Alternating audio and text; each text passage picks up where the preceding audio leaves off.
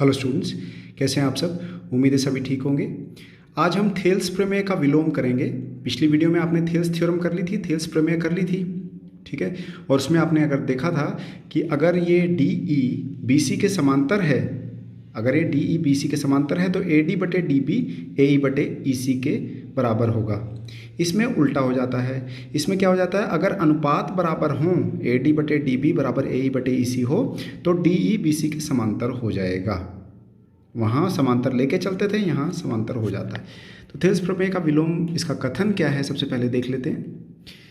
यदि एक रेखा किसी त्रिभुज की दो भुजाओं को एक ही अनुपात में विभाजित करे, यहाँ पे जैसे डी ई है, अगर ये त्रिभुज की ये जो दोनों भुजाएं हैं ए बी और ए सी, इनको एक ही अनुपात में विभाजित करे, मतलब क्या बराबर हो, ए डी बटे डी बी ए ई बटे ई सी के बराबर हो, तो वह तीसरी भुजा के समांतर होती है। तो क्या हो जाएगा, डी ई किसके समांतर हो जाएगा, बी सी के। ये है थेल्स प्रमेय का विलोम, ठीक है। तो यदि ए डी बटे डी बी बराबर ए ई बटे ई सी हो तो रेखाएं समांतर हो जाएंगी डी ई और बी सी, ठीक है। तो अगर आपको समांतर सिद्ध करनी हो दोनों तो आप थेल्स प्रमेय का विलोम इस्तेमाल करेंगे, और जब अनुपात बराबर सिद्ध करने हो तो आप थेल्स प्रमेय का प्रयोग करेंगे, ठीक है।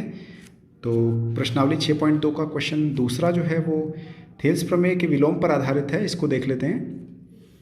किसी त्रिभुज पी क्यू आर की भुजाओं पी क्यू और पी आर पर बिंदु ई ऑफ और एफ स्थित हैं। निम्नलिखित में से प्रत्येक स्थिति में बताइए कि क्या ई एफ क्यू आर के समांतर है। ई एफ क्यू आर के समांतर है, ये चेक करना है आपको, ठीक है। तो जाहिर तौर पर यहाँ थेल्स प्रमेय का विलोम इस्तेमाल होगा, ठीक है। तो थेल्स प्रमेय का विलोम के लिए आप करेंगे क्या, पी ई बटे ई क्यू चेक करेंगे, फिर पी एफ बटे एफ आर निकालेंगे, फिर देखेंगे कि क्या वो दोनों अनुपात बराबर आते हैं। अगर बराबर आएंगे अनुपात तो ई एफ क्यू आर के समांतर हो जाएगा, नहीं आएंगे तो समांतर नहीं होगा, ठीक है। तो ये आपको दे रखा है P 3.9, E Q 3, P F 3.6, F R 2.4। पहले आप क्या निकालेंगे अनुपात, पी ई बटे ई क्यू का। तो पी ई बटे ई क्यू, पी है 3.9, ई क्यू है 3, 39, ये 3 से कट जाता है, 13 3 39, तो 1.3 हो गया बटे 1। तो अनुपात पी ई बटे ई क्यू आ गया 1.3 बटे 1। अब निकालते हैं पी एफ बटे एफ आर, वो है 3.6 बटे 2.4।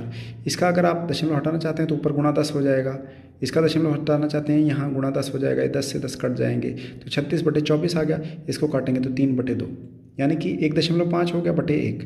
तो ये 1.3 बटे 1 आया, ये 1.5 बटे 1 आया। तो क्या दोनों अनुपात बराबर आए, पी ई बटे ई क्यू पी एफ बटे एफ आर के बराबर नहीं आया, ऐसे काट देते हैं बराबर लिख के।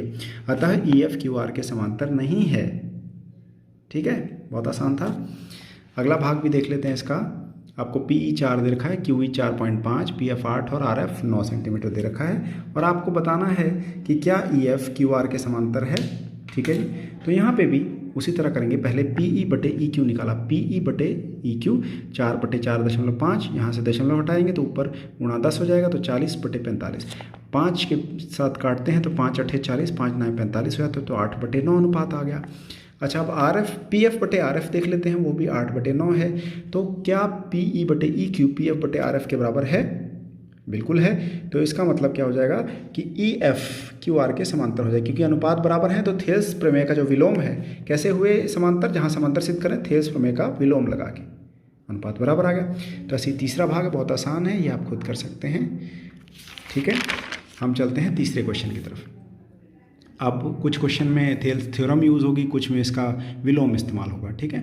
आकृति में यदि एल एम सी बी के समांतर है, देखिए एल एम सी बी के समांतर है, एल एम सी बी के समांतर है, तो आपके पास त्रिभुज ही आ जाएगा थेल्स थ्योरम लगाने के लिए। जब पहले ही समांतर दे रखी होती हैं तो आप थेल्स थ्योरम लगाते हैं, और जब आप समांतर सिद्ध करना चाहें तो आप उसका विलोम लगाते हैं। तो एल एम सी बी के समांतर दे रखी है तो थेल्स प्रमेय लगा सकते हैं। कौन से त्रिभुज में, इस वाले में, त्रिभुज ए बी सी में। ऐसे ही एल एन सी डी के समांतर है, एल एन सी डी के समांतर है, तो कौन से त्रिभुज में थेल्स प्रमेय लगा सकते हैं, आप ए सी डी त्रिभुज में लगा सकते हैं, ठीक। तो पहले त्रिभुज ए बी सी में देखते हैं। एल एम सी बी के समांतर है तो अनुपात क्या हो जाएंगे, बराबर हो जाएंगे, ए एम बटे एम पी बराबर ए एल बटे एल सी, हो गया। इसको समीकरण 1 कैसे आया, थेल्स प्रमेय से। दूसरे में एल एन और सी डी, तो ए एल बटे एल सी बराबर ए एन बटे एन डी हो जाएगा, वो भी लिख दिया हमने। इसको समीकरण 2 मान लिया। अब इन दोनों में देखिए कोई चीज़ साझी है जो दोनों में ही हो। ये दोनों देखिए बायां पक्ष दोनों का बराबर है, तो 1 और 2 समीकरण से अगर इन दोनों का बायां पक्ष बराबर है तो दाएं पक्ष भी बराबर होने चाहिए, यानी कि AM/MB AN/ND के बराबर होना चाहिए। कैसे? 1 और 2 से, ठीक है। AM/MB बराबर AN/ND। लेकिन हमें जो सिद्ध करना है उसमें MB कहीं नहीं है, MB/ND नहीं है, ठीक है। उसमें है हमारे पास AB और AD। तो उसके लिए हमें क्या करना है, ये जो ऊपर है हमारे पास AM/MB बराबर AM/MB, हमारे पास था AM/AM ऊपर था हमारे, AM/MB बराबर AN/ND। हमने क्या किया, उसका व्युत्क्रम ले लिया, मतलब उल्टा लिख दिया, ऊपर नीचे कर दिया दोनों को, दोनों साइड। ये क्यों किया अभी आपको मैं बताऊंगा, क्योंकि हमें AB लाना है ना। और AB देखिए, AB कैसे आएगा, AM और MB का अगर जोड़ आएगा तो AB आएगा, AN और ND का अगर जोड़ आएगा तो AD आएगा। वो है नहीं, तो वो लाने के लिए हमने पहले व्युत्क्रम लिया, उल्टा करके लिखा है, ठीक है। ये व्युत्क्रम लेने के बाद आया, पहले आपके पास आया था AM/MB बराबर AN/ND, उसका उल्टा ले लिया तो ये आ गया। अब दोनों पक्षों में 1 जोड़ रहे हैं। 1 क्यों जोड़ रहे हैं उसका कारण अभी आपको समझ में आ जाएगा। दोनों पक्षों में 1 जोड़ेंगे जब आप, तो क्या होगा, जब आप लघुत्तम लेंगे इन दोनों का, तो AM लघुत्तम आ गया, यहाँ AM ये किसी से गुणा नहीं करना, MB आ गया, प्लस 1 को AM से गुणा करेंगे तो AM आएगा, तो 1 को AM से गुणा कर दिया AM। अब MB प्लस AM, देखिए ध्यान से, MB प्लस AM क्या बनेगा, AB बनेगा, इसीलिए 1 जोड़ा था दोनों पक्षों में, ठीक। ऐसे ही इधर लघुत्तम लिया, AN आ गया, ND plus AN, ND plus AN क्या है, AD है, यहाँ AB बन गया, MB प्लस AM, ये AB बन गया, ये AD बन गया। लेकिन अब आपको जो सिद्ध करना है उसमें AM ऊपर है, तो आप दोनों साइड का व्युत्क्रम ले लीजिए, उल्टा ले लीजिए, तो क्या आ गया, AM/AB बराबर AN/AD व्युत्क्रम लेने पर, ठीक है। तो ये सिद्ध हो गया। चलिए 5वां क्वेश्चन देखते हैं। कई क्वेश्चन ऐसे होंगे जिसमें थेल्स प्रमेय भी इस्तेमाल होगी और उसका विलोम भी इस्तेमाल हो जाएगा। जैसे कि ये क्वेश्चन है, आकृति में 5वां क्वेश्चन है, आकृति में DE समांतर है OQ के। ध्यान से देखिए, DE OQ के समांतर है, तो आपको त्रिभुज कौन सा लेना पड़ेगा, POQ।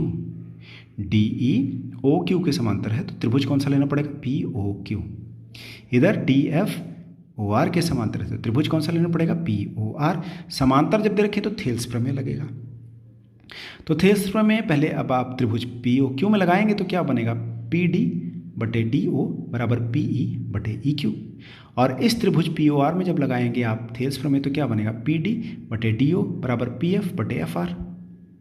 तो यही किया हमने, त्रिभुज POQ में D समांतर है OQ के, तो PD/DO बराबर PE/EQ हो गया। कैसे हो गया, थेल्स प्रमेय से। इसको मान लीजिए आप समीकरण 1।